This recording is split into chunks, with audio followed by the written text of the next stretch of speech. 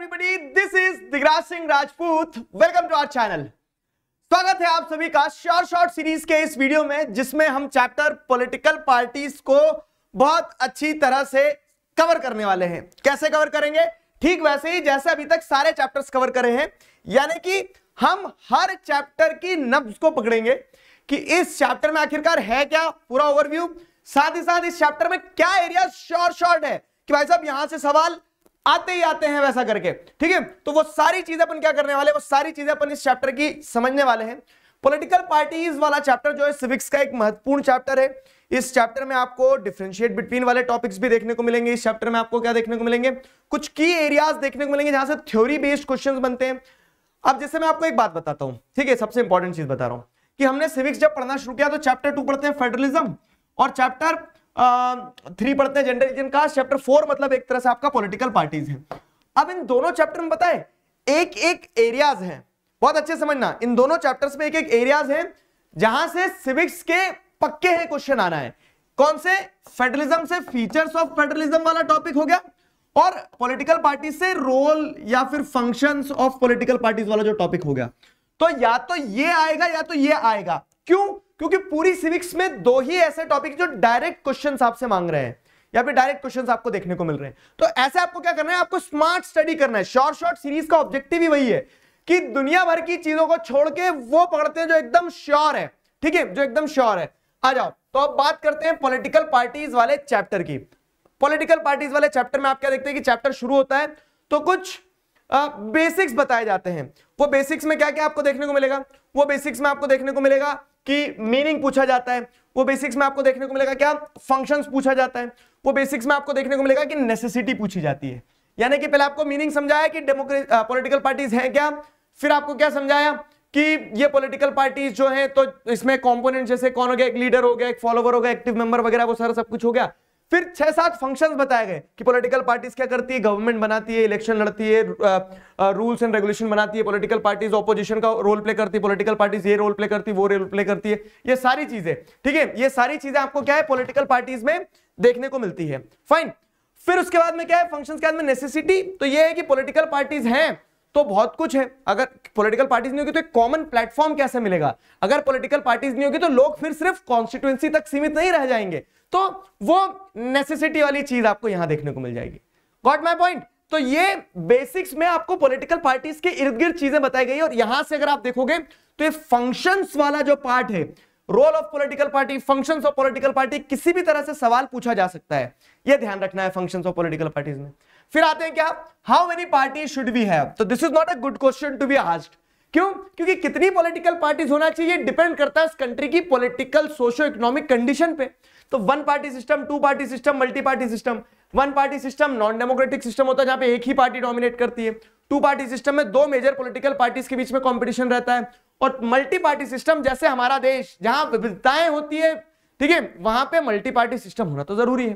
तो वो वाली चीज हो गई. अब ये पढ़ने के बाद में चैप्टर में नेशनल पॉलिटिकल पार्टीज के बारे में बताया गया है और स्टेट पॉलिटिकल पार्टीज के बारे में बताया गया है. क्या ये बहुत इंपॉर्टेंट टॉपिक है? शॉर्ट के हिसाब से बहुत इंपॉर्टेंट तो नहीं है, लेकिन नेशनल पॉलिटिकल पार्टीज क्या होती, स्टेट पॉलिटिकल पार्टीज क्या होती है, ये आपको पता होना चाहिए. इनके क्राइटेरियाज वगैरह दिए गए हैं.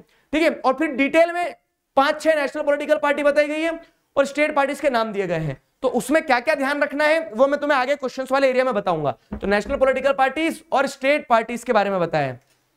फिर आ जाओ क्या है, फिर 2 थ्योरी बेस्ड टॉपिक्स जो कि इंपॉर्टेंट है, जहां से सीधे सीधे क्वेश्चन बनते हैं. पहला क्या है, चैलेंजेस टू पॉलिटिकल पार्टीज. की पॉलिटिकल पार्टीज कुछ चैलेंजेस फेस कर रही है.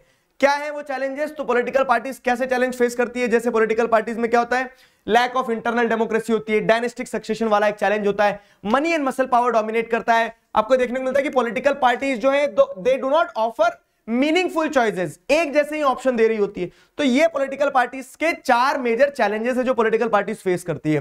फिर क्या है, अब पॉलिटिकल पार्टीज को कैसे रिफॉर्म किया जा सकता है, तो ये समस्या है. हमने क्या सीखा है, एकमात्र चीज जो तुम कक्षा 10वीं के बाद पूरे जीवन भर मुझसे सीख सकते हो क्या है कि समस्या पे नहीं समाधान पे फोकस करना है. तो there are challenges to political parties and political parties can be reform through various ways. तो कुछ तो स्टेप्स हम ले चुके हैं ऑलरेडी, जैसे anti defection law, affidavit file करवाना, इनकम टैक्स रिटर्न फाइल करवाना, ये सारा सब कुछ. और कुछ सजेशंस है जैसे 1/3 सीट्स वुमेन के लिए रिजर्व कर दो. तो वो वाली चीज लोग खुद पार्टिसिपेट करें, वो वाली चीज इस टॉपिक में बताई गई है। तो क्या देखने को मिल रहा है कि मोटा माटी ये पूरे चैप्टर की रूपरेखा है, ये पूरे के पूरे चैप्टर की रूपरेखा है।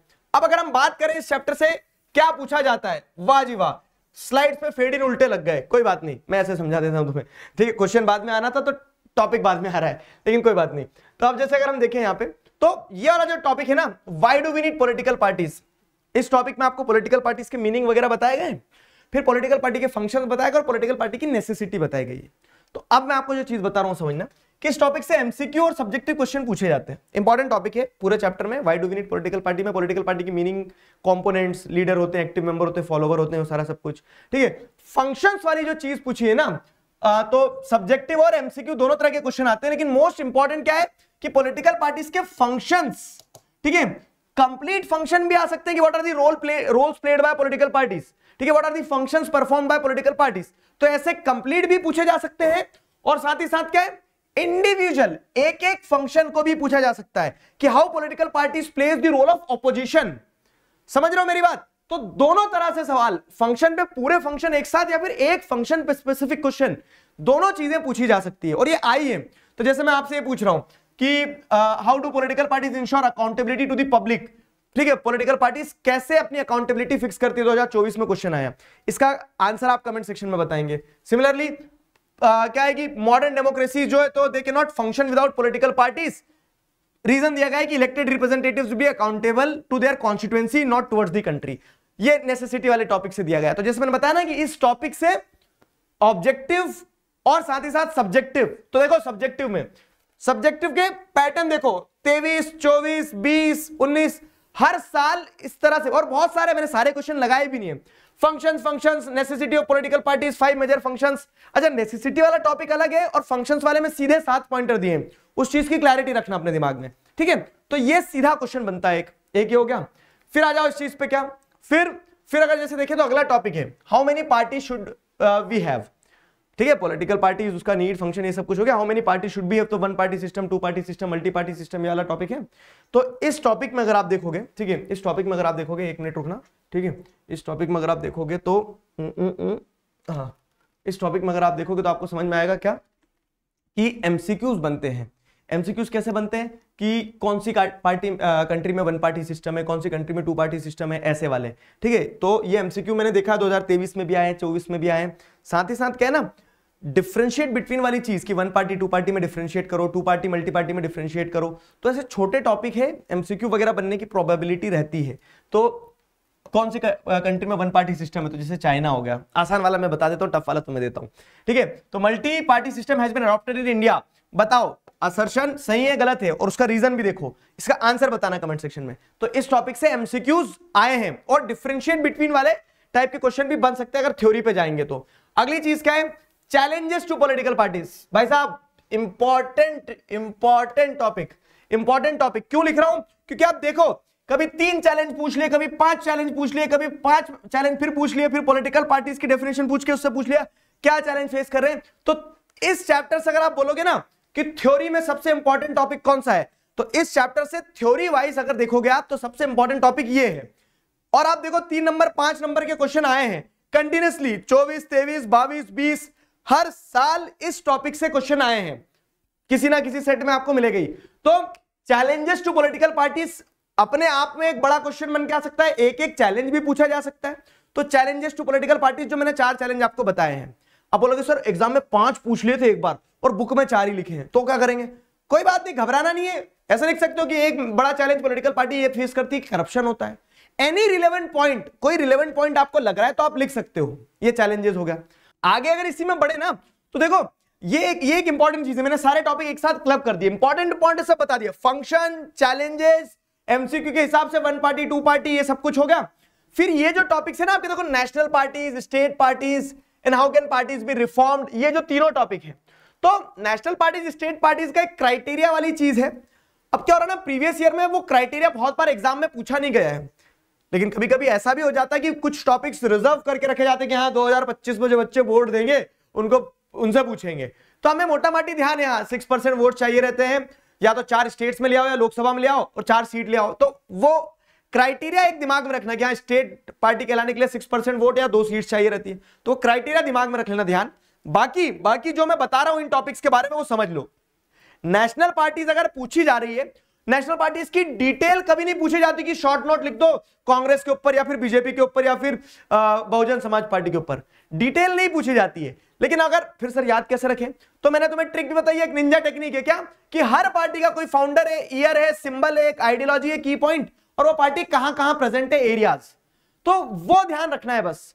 इस थंब रूल के साथ में क्या होगा कि पॉलिटिकल पार्टीज जो है, नेशनल पॉलिटिकल पार्टीज, जो 6 नेशनल पॉलिटिकल पार्टीज दी गई आपको, वो 6 नेशनल पॉलिटिकल पार्टीज आपको आसानी से ध्यान हो जाएगी। और एक और चीज, नई एनसीईआरटी के हिसाब से अगर आप देखोगे तो कुछ चेंजेस हो गए। क्या चेंजेस हो गए कि पुरानी एनसीईआरटी में कुछ पॉलिटिकल पार्टीज हैं, जैसे नेशनल कांग्रेस पार्टी भी, नेशनलिस्ट कांग्रेस पार्टी वगैरह को नेशनल पार्टी बनाया रखा है, लेकिन अब वो हट चुकी है और आम आदमी पार्टी जैसे ऐड हो गई है। ठीक है, तो ये जो चेंजेस आए ना नई एनसीईआरटी में, जो पॉलिटिकल पार्टीज दिए नेशनल पार्टीज में, हम उन्हीं को याद रखें।